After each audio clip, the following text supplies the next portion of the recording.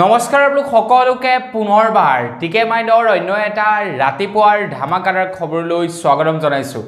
অন্য দিনৰ দৰে আজিও আপোনালোকৰ কাৰণে দিনটোৰ কেইবাটাও গুৰুত্বপূৰ্ণ খবৰ লৈ আহিছো। ভিডিঅ'টো প্ৰথমৰ পৰা শেষলৈকে চাই থাকিব আৰু খবৰ কেইটা যদি চাই আপোনালোকৰ ভাল লাগে তেন্তে লাইক এটা কৰিবলৈ কিন্তু নাপাহৰিব। এইটো বিৰাট ডাঙৰ এটা আপোনালোকৰ কাৰণে ৰিকুৱেষ্ট, এটা হাম্বল ৰিকুৱেষ্ট। যদি ভিডিঅ'টো চাই ভাল লাগে লগৰ বন্ধু বান্ধৱী সকলোলৈকে শ্বেয়াৰ কৰিব। তো প্ৰথম খবৰটো ওলাইছে 15 আগষ্টৰ। অৱশ্যে মই 16 আগষ্ট তাৰিখৰ দিনাখন ভিডিঅ' আপলোড নকৰিলোঁ, তো যাৰ কাৰণে খবৰটো আপোনালোকক অকণমান দেৰিকৈ দিছোঁ। কিন্তু আপোনালোকে হয়তো জানে যে আলফা স্বাধীনৰ তৰফৰ পৰা আমাৰ অসমত প্ৰায় 25টা স্থানত বোমা নিক্ষেপ কৰিছিলে আলফা স্বাধীনৰ তৰফৰ পৰা, আৰু গোটেইকেইটা বোমা উদ্ধাৰ কৰিবলৈ সক্ষম হ'ল অসম পুলিচে। বাৰু আলফাই বাৰু তেওঁলোকে প্ৰেছ বিবৃতিৰ জৰিয়তে জনাই দিছিলে যে কোন কোন স্থানত বোম কেইটা আছিলে, সেইটো বাৰু আলফা স্বাধীনৰ তৰফৰ পৰাই জনাই দিছিলে। কিন্তু অসম আৰক্ষীয়ে সেই বোমা কেইটা উদ্ধাৰ কৰিবলৈ সক্ষম হৈছে। তো আপোনালোকৰ তাতো বোমা নিক্ষেপ কৰিছিলে নেকি কমেণ্ট এটা কৰি জনাব। তো আমাৰ ইয়াতে বোমা নিক্ষেপ কৰা হৈছিলে। আমাৰ যিখন নেকি মেইন মানে চেণ্টাৰ, যিখন নেকি মেইন মাৰ্কেট আমাৰ ইয়াৰে আমাৰ অঞ্চলৰ, তো সেই মেইন মাৰ্কেটত বাপেকে বোমা নিক্ষেপ কৰি দিছিলে। তো বোমটো আছিলে ঠিক এনেকুৱা ধৰণৰ। বোমটো মানে কেনেকুৱা হ'ব, প্ৰায় আপোনাৰ ক'বলৈ গ'লে যিটো নেকি হাফ HP মটৰ, তো সেই হাফ HP মটৰটোৰ সমান হৈ যাব কিজান, মানে ডাঙৰ আছিলে। কেনেবাকৈ যদি ফুটিব লাগিলেহেঁতেন চেছ আৰু ছেটেপ ইণ্ডিয়া লিমিটেড হ'লহেঁতেন আমাৰ মেইন মাৰ্কেটখন। বাৰু যি কি নহওক, ভাগ্য ভাল আছিলে, ভগৱান ভাল আছিলে, যাৰ কাৰণে নেকি কোনো অঘটন নহ'ল বাৰু। বাকী যি কি নহওক, আপোনালোকৰ তাতো তেনেকুৱা ধৰণৰ ঘটনা সংঘটিত হৈছিলে নেকি কমেণ্ট কৰি জনাব। আৰু আমাৰ এই স্থানত আমি আই থিংক যেতিয়াৰ পৰা নেকি জন্ম হৈছোঁ, তো তেতিয়াৰ পৰা এনেকুৱা ধৰণৰ ঘটনা এইবাৰে প্ৰথম শুনিছোঁ। বাকী ইয়াৰ আগত বাৰু এবাৰ আৰ্মি আৰু আলফাৰ মাজত আমাৰ ইয়াতে গুলিয়াগুলি হৈছিলে, এইটো বহু বছৰ পুৰণি কথা। কিন্তু তাৰ পাছত আৰু তেনেকুৱা ধৰণৰ ঘটনা শুনা নাই, কিন্তু আকৌ এবাৰ এনেকুৱা ধৰণৰ ঘটনা শুনিবলৈ পাইছোঁ। আগবাইছোঁ ইয়াৰ পাছৰটো খবৰ ফালে। ইয়াৰ পাছৰ খবৰটো ওলাইছে অখিল গগৈ বনাম হিমন্ত বিশ্ব শৰ্মাদেৱৰ ওপৰত ওলাইছে ইয়াৰ পাছৰটো খবৰ। গতিকে অখিল গগৈ ভাৰ্চেছ হিমন্ত বিশ্ব শৰ্মাদেৱ, গতিকে এই দুজনৰ খবৰ যেতিয়া ওলায় বিৰাট ইণ্টাৰেষ্টিং খবৰ ওলায়। কিন্তু যেতিয়াই মই এই দুজনৰ খবৰ দিওঁ বিৰাট ইণ্টাৰেষ্টিং খবৰ আপোনালোকৰ কাৰণে লৈ আহোঁ। গতিকে খবৰটো আপোনালোকে মিছ কেতিয়াও মোৰ মতে নকৰিবই। তো বন্ধু বান্ধৱীসকল, আজিৰ পৰা কিছুদিন পূৰ্বে অখিল গগৈ ডাঙৰীয়াদেৱে অসমৰ মুখ্যমন্ত্ৰী ডক্টৰ হিমন্ত বিশ্ব শৰ্মাদেৱৰ পত্নীৰ কিমান সম্পত্তি আছে সকলো তালিকা অসমৰ ৰাইজৰ মাজত অখিল গগৈ ডাঙৰীয়াদেৱে দাঙি ধৰিছিলে। এতিয়া ৰিণিকী ভূঞা শৰ্মাৰ ইমানখিনি সম্পত্তিৰ তালিকা অখিল গগৈ ডাঙৰীয়াই এই কাৰণে দাঙি ধৰিব লগা হৈছিলে। অসমৰ মুখ্যমন্ত্ৰী ডক্টৰ হিমন্ত বিশ্ব শৰ্মাদেৱে কৈছিলে যে ৰিণিকী ভূঞা শৰ্মাৰ যিখিনি নেকি সা সম্পত্তি আছে সেইখিনি বোলে জনসাধাৰণৰ বাবে উইল কৰি থৈ যাব। মানে সেই সম্পত্তিখিনি তেখেতৰ পুতেক ল'ৰা ছোৱালীৰ নামত লিখি থৈ নাযায়, সেই সম্পত্তিখিনি অসমৰ জনসাধাৰণৰ কাৰণে লিখি থৈ যাব। যেনে নিউজ লাইভত যিসকল নেকি কৰ্মকৰ্তা থাকিব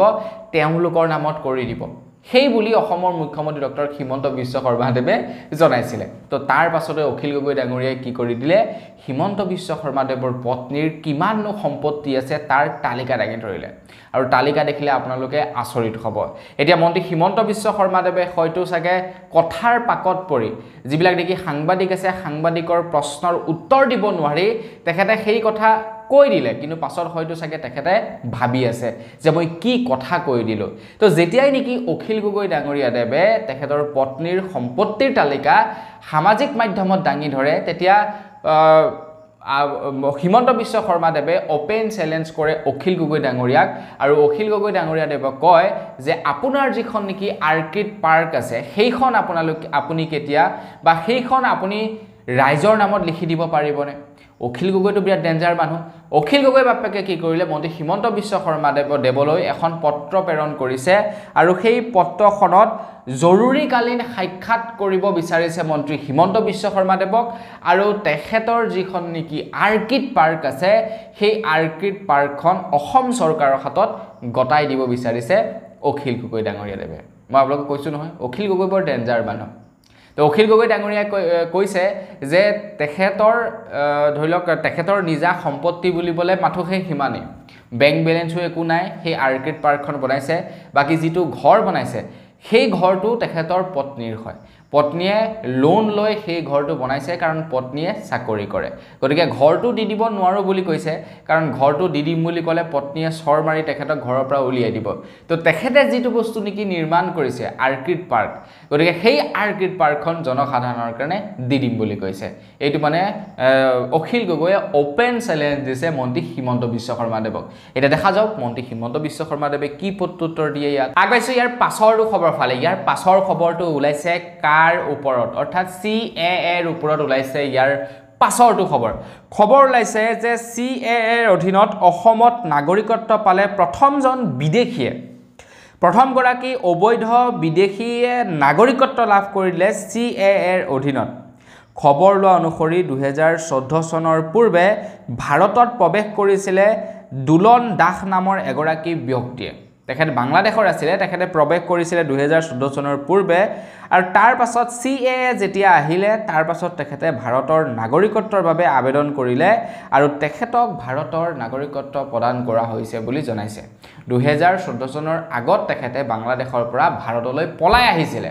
তেখেতৰ বংশবৃদ্ধিটো এতিয়া কিমান হল চাগে ঠিক নাই বাৰু হেতু বিষয় নাজানো কিন্তু তেখেতে কি কৰিছে আবেদন কৰিছে নাগৰিকত্ব পাবৰ কাৰণে আৰু তেখেতক নাগৰিকত্ব এতিয়া CAA এৰ অধীনত দি দিয়া হৈছে কেনেকুৱা পাইছে খবৰটোৰ বিষয়ে শুনি কমেন্ট এটা কৰি জনাব আজিৰ পৰা কিছুদিন পূৰ্বৰলৈকে গুৱাহাটী মহানগৰীত হোৱা বানপানীৰ দায়ী বা সমস্ত দুখ যিজন মন্ত্ৰীয়ে নেকি অসমৰ গৃহ বিভাগৰ দায়িত্ব থকা মুখ্যমন্ত্ৰী ডাঙৰীয়াই USTMক দি আছিলে এতিয়া সেইজন মুখ্যমন্ত্ৰী ডাঙৰীয়াৰ কথাৰ সুৰ সলনি হৈছে মানে গুৱাহাটী মহানগৰীত যে ৰিসেন্টলি বানপানী হৈ গল তো এই বানপানীৰ সমস্ত দুখ মেঘালয়ৰ এখন বিশ্ববিদ্যালয়ক তেখেতে দি দিছিলে তেখেতে কৈছিলে যে USTMে বৰ্তমান সময়ত লেণ্ড জেহাদ কৰি আছে ভূমি জেহাদ কৰি আছে জধে মধে পুৰা গছ বন কাটিছে পাহাৰ ভৈয়াম কাটিছে তাৰ পাছত এতিয়া কি কৰিছে তাতে বিশ্ববিদ্যালয় বনাইছে আৰু সেইখন বিশ্ববিদ্যালয়ে লেণ্ড জেহাদ কৰি আছে বুলি তেখেতে সংবাদ মাধ্যমৰ আগত জনাইছে তেখেতেটো বিৰাট কৈছিলে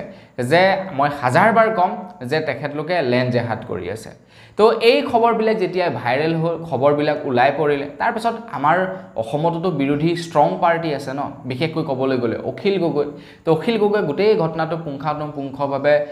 তেখেতে চোৱাচিতা কৰিলে আৰু তাৰ পাছত সংবাদ মাধ্যমৰ আগত সকলোবিলাক তথ্য দাঙি ধৰিলে আৰু তাৰ পাছতেই হয়তো মন্ত্ৰী হিমন্ত বিশ্ব শৰ্মা দেৱৰ এতিয়া সুৰ সলনি হৈছে তেখেতে কৈছে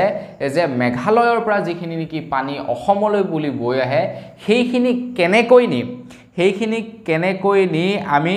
বেলেগ জায়গাত পেলাবগৈ পাৰো বিশেষকৈ দীপৰ বিলত পেলাবগৈ পাৰো বা হিলখাকুত পেলাবগৈ পাৰো তো সেইটোৰ চিন্তা চৰ্চা কৰিবৰ কাৰণে এখন সমিতি গঠন কৰিছে বুলি জনাইছে ইমান দিনেতো আপোনাৰ সেই USTMকে দুখ দি আছিল যে হিহঁতৰ কাৰণে পানী হৈছে তো হিহঁতৰ কাৰণে পানী হৈছে যেনিবা তাৰ বিকল্প ব্যৱস্থা কিবা ল'ব লাগিব তো যেতিয়া নেকি অখিল গগৈয়ে গোটেই ঘটনাটো তদন্ত কৰিলে তাৰ পাছত মানে কিছুখানতে হাপ ওলাব বুলি ভাবি হয়তো তেখেতে কি কৰিলে এতিয়া তেখেতৰ কথা সলনি কৰি বানপানী সমস্যাটো কেনেকৈ নেকি সমাধান কৰিব পাৰি বা মেঘালয়ৰ পৰা যিখিনি নেকি পানী আহিব সেইখিনি কেনেকৈ দীপৰ বিলত নি পেলাবগে পাৰি তো তাৰ কাৰণে চিন্তা চৰ্চা কৰিবলৈ এখন সমিতি গঠন কৰি দিছে তো সেই কাৰণে এজন ষ্ট্ৰং বিৰোধী পাৰ্টিৰ প্ৰয়োজন প্ৰত্যেকটো গণতান্ত্ৰিক দেশতে আগবাইছো ইয়াৰ পাছৰটো খবৰ ফালে ইয়াৰ পাছৰ খবৰটো ওলাইছে বিদুৰ ভাইৰ ওপৰত বিদুৰ ভাই সিনেমাখনে 10 কোটি 10 লাখ টকা গ্ৰছ কালেকশন অতিক্ৰম কৰিছে এইখনে হয়তো অসমীয়া ফিল্ম যিখন ফিল্মে নেকি সৰ্বাধিক দিনলৈকে চলি আছে জুৰহাটত কি জান এতিয়াও হাউসফুল হৈ আছে নেকি আজিৰ পৰা কেইদিনমান আগৰলৈকে জুৰহাটত হাউসফুল তো লাষ্ট শো 9 তাৰিখলৈকে নে কিমানলৈকে আছিল বিদুৰ ভাইৰ কিন্তু বিদুৰ ভাইৰ পাব্লিক ডিমানৰ বাবে বিদুৰ ভাই শো বৃদ্ধি কৰি দিব লগা হৈছে এটা সিনেমা হলত 4টা 5টা লৈকে বিদুৰ ভাই শো দেখাবলগীয়া হৈছে এজন ব্যক্তিয়ে 4-5 বাৰলৈকে বিদুৰ ভাই চাইছে মই নিজেই দুবাৰ চাইছো বিদুৰ ভাই ফিল্মখন দুবাৰ চাইছো তো আপোনালোকে কেইবাৰ চালে কমেন্ট এটা কৰি জনাব বিদুৰ ভাই বিৰাট বৃহৎ এটা সাকসেস পাবলৈ সক্ষম হৈছে বুলি ক'ব পাৰি তো আমাৰ তৰফৰ পৰা বিদুৰ ভাই টিমলৈ বহুতে বেছি বেষ্ট উইচেছ থাকিলে বাকি আপোনালোকে যদি বিদুৰ ভাই চালে আৰু কেইবাৰ চালে কমেণ্ট এটা কৰক যদি এবাৰ 1 লিখিব দুবাৰ যদি 2 লিখিব তিনিবাৰ যদি 3 লিখিব চাৰিবাৰ যদি 4 লিখিব চাওঁ কিমান লোকে বিদুৰ ভাই চালে মোৰ ভিডিঅ' চোৱা বহুতো হয়তো বয়োজ্যেষ্ঠ মানুহ থাকিব পাৰে তেওঁলোকে হয়তো নাচাবকে পাৰে কিন্তু চাওকে ঘৰৰ ল'ৰা ছোৱালীক নি চাওক ইমানটোৱে ক'লো আপোনালোকে কোনো ধৰণৰ মানে বেয়া দৃশ্য এটা দেখিবলৈ নাপায় একদম মনোৰঞ্জন লাভ কৰিব একদম মানে সামাজিক জীৱনৰ লগত জড়িত থকা এখন ফিল্ম হয় আগবাইছো ইয়াৰ পাছৰটো খবৰ ফালে ইয়াৰ পাছৰ খবৰটো ওলাইছে শেখ হাসিনাৰ ওপৰত বৰ্তমানে শেখ হাসিনাই পলাই আহি ভাৰতবৰ্ষত আছে বাংলাদেশৰ প্ৰধানমন্ত্ৰীয়ে বাংলাদেশৰ পৰা পলাই আহি বৰ্তমান আমাৰ ভাৰতত আছে তেখেতে ইংলেণ্ডলৈ যোৱাৰ কথা আছিল কিন্তু ইংলেণ্ডলৈ তেখেতে যোৱা নাই ভাৰততে বৰ্তমানেও আছে কিন্তু এতিয়া খবৰ ওলাইছে যে শেখ হাসিনাৰ ওপৰত হত্যাৰ গোচৰ ৰুজু হৈছে এতিয়া তেখেতৰ ওপৰত হত্যাৰ গোচৰ ৰুজু হোৱাৰ পাছতে বৈদেশিক মন্ত্ৰীয়ে এতিয়া তেখেতক ভাৰতত ৰাখিবলৈ ইচ্ছা প্ৰকাশ কৰা নাই আৰু সেই কাৰণে হয়তো বেছি দিন আমাৰ ভাৰতত শেখ হাসিনা নাথাকিব পাৰে শেখ হাসিনাই হয়তো ভাৰতৰ পৰা যাব লগা হ'ব পাৰে তেখেতৰ হয়তো যাবলৈ মন নাই ভাৰতত থাকিবলৈ মন তথাপিও তেখেতে ভাৰত এৰি পলাব লাগিব শেখ হাসিনা আগবাইছো ইয়াৰ পাছৰটো খবৰ ফালে ইয়াৰ পাছৰ খবৰটো ওলাইছে সিনেমা জগতৰ ওপৰত মানে ফিল্ম ইণ্ডাষ্ট্ৰীৰ ওপৰত ওলাইছে ইয়াৰ পাছৰটো খবৰ 70 সংখ্যক ৰাষ্ট্ৰীয় চলচ্চিত্ৰ বঁটা ঘোষণা কৰা হ'ল কুলন্দিনী মহন্তৰ পৰিচালিত এমুঠি পুথি শ্ৰেষ্ঠ অসমীয়া চলচ্চিত্ৰ বঁটা দিয়া হৈছে আমাৰ অসমৰ ফিল্ম শ্ৰেষ্ঠ চলচ্চিত্ৰ অসমীয়া বঁটা দিয়া হৈছে এমুঠি পুথি নামৰ ফিল্মখনক তো এমুঠি পুথিৰ গোটেই টিমটোলৈ আমাৰ তৰফৰ পৰা বহুত বেছি শুভেচ্ছা জনালো আগবাইছো ইয়াৰ পাছৰটো খবৰ ফালে ইয়াৰ পাছৰ খবৰটো ওলাইছে ৰিলায়েন্সৰ ওপৰত ৰিলায়েন্স ডিজিটেল সেল আৰম্ভ কৰিছে 15 আগষ্টৰ পৰা 18 আগষ্টলৈকে আজিটো 17 আগষ্ট হলেই বাৰু 15 আগষ্ট তাৰিখৰে পৰা ৰিলায়েন্স জিঅ'য়ে ৰিলায়েন্স ডিজিটেল সেল আৰম্ভ কৰিছিলে তো আপোনালোকেও ক্ৰয় কৰিব পাৰিব বিশেষকৈ ৰিলায়েন্সৰ যিনিকি তেওঁলোকৰ শ্বৰুম আছে বা ৰিলায়েন্সৰ যিনিকি তেওঁলোকৰ ৱেবছাইট আছে তাৰ পৰা আপোনালোকে ৰিলায়েন্স ডিজিটেল এই যিনিকি তেওঁলোকৰ এটা সেল চলি আছে যেনেকৈ নেকি ফেষ্টিভেল সেল বা কিবা সেল চলে তো সেই সেলত আপোনালোকে ভাৰী ডিসকাউন্ট লাভ কৰিব আপোনালোকে বস্তু ক্ৰয় কৰিব পাৰিব অহা কালিলৈকে সেলৰ ডেট আছে মানে আপোনালোকে বস্তু কিনা বা অফাৰ পোৱাৰ অহা কালিলৈকে ডেট আছে অহা কালিলৈকে আপোনালোকে অফাৰ পাব যদি কিনিব বিচাৰে কিনিব পাৰে আগবাইছো ইয়াৰ পাছৰটো খবৰ ফালে ইয়াৰ পাছৰ খবৰটো ওলাইছে ঝাৰখণ্ডৰ পৰা খবৰ ওলাইছে যে ঝাৰখণ্ডৰ কৃষকক এতিয়া ঝাৰখণ্ডৰ চৰকাৰে এটা বিৰাটেই ডাঙৰ উপহাৰ প্ৰদান কৰিছে আমাৰ অসমৰ কৃষকৰ কাৰণেও অসম চৰকাৰে এনেকুৱা ধৰণৰ উপহাৰ বিলাক দিব লাগে নে নালাগে আপোনালোকে কি ভাবে কমেন্ট বক্সত লিখি থৈ যাব খবৰ ওলাইছে ঝাৰখণ্ডৰ চৰকাৰে ঝাৰখণ্ডৰ কৃষকৰ যিসকলৰ নেকি ঋণ আছে তেওঁলোকৰ ঋণ 50% পে কৰি দিছে বুলি জনাইছে 50% ৰেহাই প্ৰদান কৰি দিছে মানে বেংকৰ পৰা লৈছে বা কৰোবাৰ পৰা লৈছে তো আপোনাৰ চৰকাৰে কি কৰিছে তেওঁলোকৰ 50% এমাউন্ট পে কৰি দিছে বেংকক এটা ঝাৰখণ্ডৰ চৰকাৰে বেংকসমূহক ৰিকুৱেষ্ট কৰিছে যে আপোনালোকেও পাৰিলে 50% টো ৰেহাই প্ৰদান কৰি দিয়ক আমি 50% টো দিলুৱে আপোনালোকে বাকি 50% টো কৃষকক ৰেহাই প্ৰদান কৰি দিয়ক এইটো ঝাৰখণ্ডৰ চৰকাৰে ঝাৰখণ্ডৰ বেংকসমূহক এইটো ৰিকুৱেষ্ট কৰিছে মানে এক প্ৰকাৰে ক'বলৈ গ'লে যে কাৰোবাৰ যদি 1 লাখ টকা ঋণ আছিল তেওঁৰ 50,000 টকা ঝাৰখণ্ডৰ চৰকাৰে পে কৰি দিছে বাকি 50,000 টকা তেখেতে পে কৰিলে হ'ব যদি ঝাৰখণ্ডৰ চৰকাৰৰ অনুৰোধত যদি ঝাৰখণ্ডৰ বেংকসমূহে বাকি 50% যদি ৰেহাই দি দিয়ে তেন্তে যিমান বিলাক কৃষকৰ ঋণ আছে সমস্ত ঋণ মাফ হৈ যাব আগবাইছো ইয়াৰ পাছৰটো খবৰ ফালে ইয়াৰ পাছৰ খবৰটো ওলাইছে শিৱসাগৰৰ পৰা শিৱসাগৰৰ যিবিলাক নেকি থলুৱা দল সংগঠন আছে বা আমাৰ অসমৰ যিসকল নেকি দল সংগঠন আছে অসমৰ দল সংগঠনসমূহে এতিয়া শিৱসাগৰৰ দল সংগঠন বুলি ক'লে বেয়া হ'ব কাৰণ যিকোনোটা দল বা সংগঠনৰ গোটেই অসমতে তেওঁলোকৰ আপোনাৰ শাখাবিলাক থাকে গতিকে শিৱসাগৰৰ দল সংগঠন বুলি ক'লে বেয়া হ'ব বাকি যি কি নহওক অসমৰ দল সংগঠনসমূহে এটা সিদ্ধান্ত লৈছে যে এতিয়া শিৱসাগৰত বনিয়াই মাটি কিনিব নোৱাৰিব বুলি জনাইছে মানে যিবিলাক নেকি বহিৰাগত মানুহ আছে তো তেওঁলোকে মাটি কিনিব নোৱাৰিব বুলি জনাইছে ইয়াৰ একমাত্ৰ কাৰণ হ'ল যে এগৰাকী কিশোৰী মানে ৰাষ্ট্ৰীয় পৰ্যায়ৰ এগৰাকী পাঞ্জা খেলুৱৈক আক্ৰমণ কৰিছিলে এজন বনিয়াই আৰু যাৰ কাৰণে নেকি শিৱসাগৰত এই সিদ্ধান্ত লৈছে এতিয়াৰে পৰা শিৱসাগৰত কোনো বনিয়াই মাটি ক্ৰয় কৰিব নোৱাৰিব মোৰ মতে গোটেই অসমতে সেই নিয়ম বনাই দিব লাগে যেনেকৈ নেকি মন্ত্ৰী হিমন্ত বিশ্ব শৰ্মাদেৱে নিয়ম বনাইছে যে এজন মুছলমানে হিন্দুৰ পৰা মাটি ক্ৰয় কৰিবলৈ হলে অনুমতি ল'ব লাগিব ঠিক তেনেকৈ এনেকুৱা নিয়ম বনাই দিব লাগে যে কোনোবা এজন অসমীয়া মানুহে কোনোবা বাকি যিমানখিনি নেকি মানুহ আছে তেওঁলোকক বা যিবিলাক বনিয়া আছে তেওঁলোকক মাটি আপোনাৰ বিক্ৰী কৰিবৰ কাৰণে দল সংগঠনৰ পৰা পাৰমিশন ল'ব লাগিব এনেকুৱা নিয়ম বনাই দিব লাগে আৰু সেই নিয়ম দল সংগঠনসমূহে মোৰ মতে বনাই দিব লাগে যে আপোনালোকে যদি মাটি বিকিব বিচাৰিছে বা মাটি কিনিব বিচাৰিছে তেন্তে আমাৰ পাৰমিশন ল'ব লাগিব তেতিয়াহে আপোনালোকে মাটি বিকিব পাৰিব কেনেকুৱা এটা নিয়ম বনালে কেনেকুৱা হ'ব কমেন্ট এটা কৰি জনাব আগবাইছো ইয়াৰ পাছৰটো খবৰ ফালে ইয়াৰ পাছৰ খবৰটো ওলাইছে অসম পুলিচৰ তৰফৰ পৰা 15 আগষ্ট তাৰিখৰ দিনাখন আলফা স্বাধীনৰ ফালৰ পৰা আমাৰ অসমত যি নেকি বোমা নিক্ষেপ কৰা হৈছিল প্ৰায় 25টা স্থানত বোমা নিক্ষেপ কৰিছিল এই সন্দৰ্ভটো আপোনালোকক জনালোৱে তো যি নেকি বোমা নিক্ষেপ কৰিছিল তো সেই বোমাসমূহটো যিসকলে নেকি নিক্ষেপ কৰিছিল তো তেওঁলোকক বিচাৰিছে এতিয়া অসম পুলিচে এটা তদন্ত কৰি আছে অসম পুলিচে কোনে সেই বোমাসমূহ নিক্ষেপ কৰিছিল আমাৰ অসমৰ বিভিন্ন স্থানত এতিয়া যিসকল নেকি আলফা স্বাধীনৰ সদস্য আছে তেওঁলোক আছে ম্যানমাৰত গতিকে ম্যানমাৰৰ পৰা সেই গোটেইবিলাক বস্তু লৈ 25টা বোমা লৈ অসমত সোমাই আৰু অসমৰ বিভিন্ন টাইট সিকিউৰিটি থকাৰ পাছতো তো তাতে বোমা নিক্ষেপ কৰিবলৈ অকনমান নিশ্চয় মোৰ মতে ভয় কৰিব চাগে আলফা স্বাধীনে তো ইয়াতে কি হয় কোনোবা আপোনাৰ ইয়াতে কোনোবা মানুহ আছে যিবিলাকে নেকি হয়তো সহায় কৰিছে সেই বোমাসমূহ নিক্ষেপ কৰিবৰ কাৰণে তো তাৰ এতিয়া সন্দেহ কৰিছে অসম আৰক্ষীয়ে আৰু সেই কাৰণে অসম আৰক্ষীয়ে আপোনালোকৰ কাৰণে এটা WhatsApp নাম্বাৰ মুকলি কৰিছে আৰু 5 লাখ টকাৰ প্ৰাইজ মানি ঘোষণা কৰিছে যদি আপোনালোকে বোমা নিক্ষেপ কৰা ব্যক্তিৰ প্ৰকৃত পৰিচয় দিব পাৰে প্ৰমাণ সহ তেতিয়া আপোনালোকক 5 লাখ টকা পুৰস্কাৰ হিচাপে দিব বুলি কৈছে আৰু তাৰ কাৰণে আপোনালোকক এটা মোবাইল নাম্বাৰ দিয়া হৈছে সেই নাম্বাৰটোত আপোনালোকক ইনফৰমেশন দিবলৈ কৈছে নাম্বাৰটো হৈছে 9132699735 এই নাম্বাৰটোৰ জৰিয়তে আপোনালোকে ইনফৰমেশন দিব পাৰিব বুলি জনাইছে আগবাইছো ইয়াৰ পাছৰটো খবৰ ফালে তো ইয়াৰ পাছৰ খবৰটো ওলাইছে 15 আগষ্টৰ দিনাখনৰে তো 15 আগষ্টত যিনকি বোমা নিক্ষেপ কৰা হৈছিল তো সেই বোমাসমূহ আৰক্ষীয়ে নিষ্ক্ৰিয় কৰিলে বা যিসকল নেকি বম্ব স্কোৱাড মানুহ আছিল বা যিসকল নেকি ধৰি লওক বিশেষজ্ঞ আছিল বিশেষকৈ পুলিচে সেইবিলাক বাৰু নিষ্ক্ৰিয় কৰা নাই সেইবিলাক হয়তো উদ্ধাৰ চাগে কৰা নাই বা সেইবিলাক বিচাৰিছেগে কিন্তু নিষ্ক্ৰিয় কৰিবলৈ হলে কি হ'ব মানে তাৰ বিশেষজ্ঞসকলক প্ৰয়োজন হ'ব বিশেষজ্ঞসকলে নিষ্ক্ৰিয় কৰিছে বা উদ্ধাৰ কৰিছে তো সেই সময়তে যেতিয়া নেকি কোনোবা এজন বম্ব স্কোৱাডে কোনোবা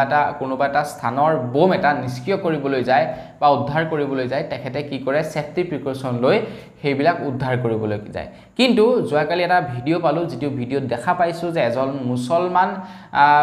বোমা নিষ্ক্ৰিয় কৰাৰ বিশেষজ্ঞই মাত্ৰ এটা বাইক হেলমেট পৰিধান কৰি মানে বাইক চলোৱা হেলমেট পৰিধান কৰি তেখেতে এটা বম উদ্ধাৰ কৰিলে বুলি খবৰ ওলাইছে আৰু তাৰ পাছতে সেই ব্যক্তিজন গোটেই অসমতে চৰ্চিত হৈ পৰিছে আৰু মই এটো ভাল পাইছো আগবাইছো ইয়াৰ পাছৰটো খবৰ ফালে ইয়াৰ পাছৰ খবৰটো ওলাইছে আমসু বনাম অসমৰ মুখ্যমন্ত্ৰী ডক্টৰ হিমন্ত বিশ্ব শৰ্মা দেৱে তো আমাৰ অসমৰ মুখ্যমন্ত্ৰী ডক্টৰ হিমন্ত বিশ্ব শৰ্মা দেৱে বৰ্তমান সময়ত আমাৰ অসমৰ যিসকল নেকি মুছলমান ব্যক্তি আছে তেওঁলোকৰ কাৰণে কিছুমান নতুনকৈ নিয়ম নীতি বান্ধি দিছে এতিয়া কিছুমান মোৰ ভাল লাগিছে কিছুমান ভাল লগা নাই যিবিলাক ভাল লগা নাই মই আপোনালোকক খবৰবিলাকত জনাই দিওঁ আৰু যিবিলাক ভাল লাগিছে সেইবিলাকো মই আপোনালোকক ওপেনলি জনাই দিওঁ এতিয়া গোটেইবিলাকৰ বিষয়ে বাৰু আপোনালোকক কৈ নিদিওঁ তাৰে ভিতৰত এটা হৈ গ'ল বহু বিবাহ আইন সলনি কৰিব বিচাৰিছে মন্ত্ৰী হিমন্ত বিশ্ব শৰ্মা দেৱে কৈছে যে বাল্য বিবাহ আৰু তাৰ লগতে বহু বিবাহ এইবিলাক বস্তু আমাৰ অসমত বন্ধ কৰিব লাগে এতিয়া মোৰ মতে বাল্য বিবাহ বহু বিবাহৰ কথা বাৰু কমেন্ট কৰিবলৈ নাযাওঁ কিন্তু বাল্য বিবাহটো মোৰ মতে 100% বন্ধ কৰিব লাগে এইটোত মন্ত্ৰী হিমন্ত বিশ্ব শৰ্মা দেৱক ফুল সাপোৰ্ট দিম বাকি বহু বিবাহটোত বাৰু মই কমেন্ট কৰিবলৈ নাযাওঁ এই সন্দৰ্ভত বাকি যি কি নহওক খবৰ ওলাইছে যে আমসুৱে ইয়াৰ প্ৰতিবাদ কৰিছে এটা হৈছে তেওঁলোকৰ এটো মানে এটা মুছলমান সংগঠন তো তেওঁলোকে মানে প্ৰতিবাদ কৰিছে যে মন্ত্ৰী হিমন্ত বিশ্ব শৰ্মা দেৱৰ মতে সকলোবিলাক কথা নহব মন্ত্ৰী হিমন্ত বিশ্ব শৰ্মা দেৱৰ মতে নচলিব মুছলমান ধৰ্ম চলিব ইসলামিক শৰীয়তৰ আইন মতে মুছলমান ধৰ্মৰ যি নেকি আইন আছে সংবিধান আছে সেই সংবিধান মতে চলিব অসমৰ মুখ্যমন্ত্ৰী ডক্টৰ হিমন্ত বিশ্ব শৰ্মা দেৱৰ মতে নচলে যদি মন্ত্ৰী হিমন্ত বিশ্ব শৰ্মা দেৱে অকণমান ধৰি লওক খেলিমেলি কৰিবলৈ বিচাৰে তেন্তে তেখেতৰ গাদী উফৰাই পঠোৱা হ'ব বুলি জনাইছে তো এই সন্দৰ্ভত কি ক'ব আপোনালোকে কমেণ্ট এটা কৰি জনাব মোৰ মতে বেছি উগ্ৰ হোৱা যেন পাইছোঁ আমসু পাৰ্টিটোক তো আপোনালোকে কি ক'ব এই সন্দৰ্ভত কমেণ্ট এটা কৰি জনাব কথাবিলাক আলোচনাৰ মাজেৰে চলিব লাগে বেছিকৈ উগ্ৰ হ'বলৈ গ'লে সবৰ কাৰণে বিপদ হয়নে নহয় কাৰণ আপোনাৰ মুখ্যমন্ত্ৰী যেহেতু তেখেতে কৰিব নোৱাৰা কাম মোৰ মতে তেনেকুৱা একো হয়তো নাই চাগে তেখেতে কৰি বুলি ক'লে কৰিব পাৰে যেহেতু কাখনকে বলবৎ কৰি দিলে সেইটো এটা জ্বলন্ত উদাহৰণ যিখনক নেকি সমগ্ৰ অসমে প্ৰতিবাদ কৰিছিলে সমগ্ৰ অসমে সেইখনৰ বিৰোধিতা কৰিছিলে সেইখনকে তেখেতে লাগু কৰি দিলে গতিকে আলোচনাৰ মাজেৰে যদি পৰ্যালোচনাৰ মাজেৰে গোটেই কথাটো যায় তেতিয়া মোৰ মতে সমস্যাৰ সমাধান হ'ব যদিহে উগ্ৰ হ'বলৈ যায় তেনেহ'লে লাগু কৰিবই আগবাইছোঁ ইয়াৰ পাছৰটো খবৰ ফালে ইয়াৰ পাছৰ খবৰটো ওলাইছে এপিডিচিএলৰ ওপৰত তো এপিডিচিএলক ধমক লগালে কৃষক মুক্তি সংগ্ৰাম সমিতিৰ তৰফৰ পৰা মানে ঘটনাটো হৈ গ'ল এনেকুৱা ধৰণৰ এজন ব্যক্তিৰ কাৰেণ্টৰ বিল আহিছিলে 1500 টকা কিন্তু তেখেতৰ প্ৰকৃত কাৰেণ্টৰ বিল হৈ গ'ল অফিচত 93 টকা মানে তেখেতক যিখন নেকি বিল দি থৈ অহা হয় সেইখন বিলত তেখেতৰ কাৰেণ্টৰ বিল আহে 1500 টকা কিন্তু যিখন বিল নেকি অফিচত আছে সেইখনত 93 টকা আৰু এই সন্দৰ্ভত যেতিয়া নেকি কৃষক মুক্তি সংগ্ৰাম সমিতিয়ে গম পালে অফিচ গৈ ঘেৰাও কৰিলে আৰু তাৰ পাছত আপোনাৰ যিসকল নেকি বিষয়ববী আছে কৰ্মচাৰী আছে সকলোকে তেখেতলোকে কি কৰিছে ধমকি লগাইছে আৰু ধমকি লগাবলগীয়া কথাও ভাবকচোন বিল আহিছে 1500 মেইন কাগজখনত কিন্তু অফিচত বিল আহিছে কিমান 93 টকা মানে বাকি কি টকা কি কাৰেণ্ট মেনে খাব বিচাৰিছিল নে কি কয় আগবাইছোঁ ইয়াৰ পাছৰটো খবৰ ফালে ইয়াৰ পাছৰ খবৰটো ওলাইছে মধ্যপ্ৰদেশৰ পৰা তো মধ্যপ্ৰদেশৰ চৰকাৰে ৰাখী বন্ধনৰ প্ৰাকখনত লাডলি বেহেনা যোজনাৰ অধীনত যিসকল নেকি ভনিয়েক আছে তেওঁলোকৰ কাৰণে এটা ভাল খবৰ ঘোষণা কৰিছে আমাৰ অসম চৰকাৰৰ বা অসমৰ মুখ্যমন্ত্ৰী ডক্টৰ হিমন্ত বিশ্ব শৰ্মা দেৱৰ যেনেকৈ নেকি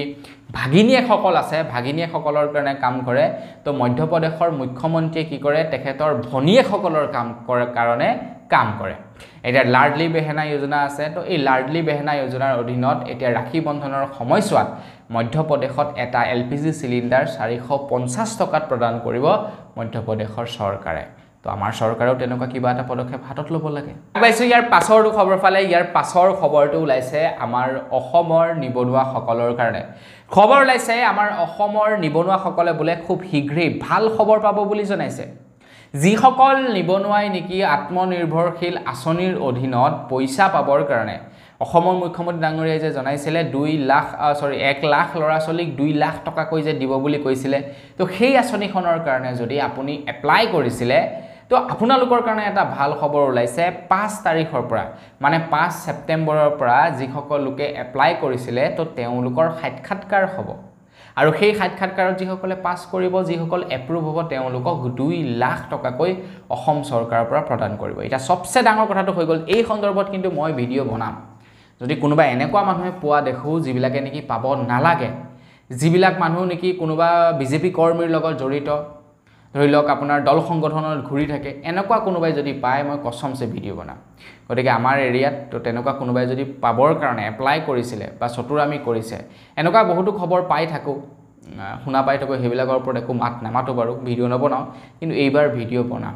যদি 2 লাখ টকা হয় ভাই যদি প্ৰকৃত মানে ল'ৰা ছোৱালীয়ে পইচাটো পায় সেইটো সৎ কামত লগাব এতিয়া মোকেই যদি অসম চৰকাৰে 2 লাখ টকা দি দিয়ে ন মই আগন্তুক 1 বছৰৰ পাছত সেই 2 লাখ টকাটো অসম চৰকাৰক 3 লাখ টকা বনাই ঘূৰাই দিয়াৰ মোৰ মানে কাম কৰিব পাৰোঁ ঠিক তেনেকৈ এনেকুৱা বহুতো ল'ৰা ছোৱালী আছে কিন্তু সেইবিলাকে সুবিধাটো নাপায় এতিয়া আমি সুবিধাটো নাপাওঁ কিন্তু কিছুমান কি কৰে সেই বস্তুবিলাক পাৰ্টিৰ মানুহ দলৰ মানুহ তেওঁলোকৰ চিনাকি পৰিচয় মানুহে পাই যায় এতিয়া আমাৰতো সেইবিলাক সময় নাই ন ফোনটো মাৰিলে বাইকখন লৈ আৰু ৰেলীত যাবলৈ আমাৰ সময় নাই মুখাখন লগাই পিনি আমাৰ জয় জয় মই ক'বলৈ সময় নাই কাৰণ কাম আছে ভাই গতিকে এইবাৰ কিন্তু মই ভিডিঅ' বনাম যদি কোনোবা তেনেকুৱা মানুহে পায় পইচাটো মোৰ চকুৰ আগত তেনেহ'লে মই তেখেতকটো এক্সপ'জ কৰি আহিম এইবাৰ আগবাইছোঁ একেবাৰে শেষৰটো খবৰ ফালে একেবাৰে শেষৰ খবৰটো ওলাইছে কলকাতাৰ পৰা আপোনালোকে কলকাতাৰ ডক্টৰৰ কাহিনীটোৰ বিষয়ে বাৰু অৱগত নে কমেণ্ট এটা কৰি জনাব কলকাতাৰ এগৰাকী ডক্টৰনীক কি কৰিলে প্ৰায় 20 জনতকৈও অধিক তেখেতৰ সহকৰ্মী বুলিয়ে ক'ব লাগিব বা ষ্টাফ বুলিয়ে ক'ব লাগিব মানে হস্পিটেলৰ বাকি প্ৰায় 20 জন কৰ্মকৰ্তাই কি কৰিলে লগ লাগি গেং ৰেপ কৰে আৰু তেখেতক মৃত্যুৰ ফালে ঠেলি দিয়ে তেখেতৰ মৃত্যু হ'ল প্ৰায় 20 জনে ৰেপ কৰিছে আৰু খবৰ লোৱা অনুসৰি প্ৰায় 150 গ্ৰাম নে কিমান বোলে বীজ ওলাইছে প্ৰায় 150 গ্ৰাম নে কিমান ওলাইছে গতিকে কিমান বাৰ তেখেতক সাগে ধৰ্ষণ কৰিছে তাৰ কোনো ঠিক নাই প্ৰায় 20 জনে মিলি ধৰ্ষণ কৰিছে বুলি জনাইছে তো বন্ধু বান্ধৱীসকল তাৰ প্ৰতিবাদত অহা বা আজি হৈছে 17 তাৰিখ আজি গোটেই ভাৰতবৰ্ষৰ ডক্টৰ সকলে কি হ'ব ধৰ্ণা কাৰ্যসূচীত বহিব আৰু ঠিকই আছে মোৰ মতে অকল আপোনাৰ ডক্টৰ সকলেই নহয় বাকি জনসাধাৰণেও বা দল সংগঠনসমূহ ওলাই আহিব লাগে দল সংগঠনসমূহেও ধৰ্ণাত বহিব লাগে নে কি কয় কমেন্ট কৰি জনাব আৰু এতিয়া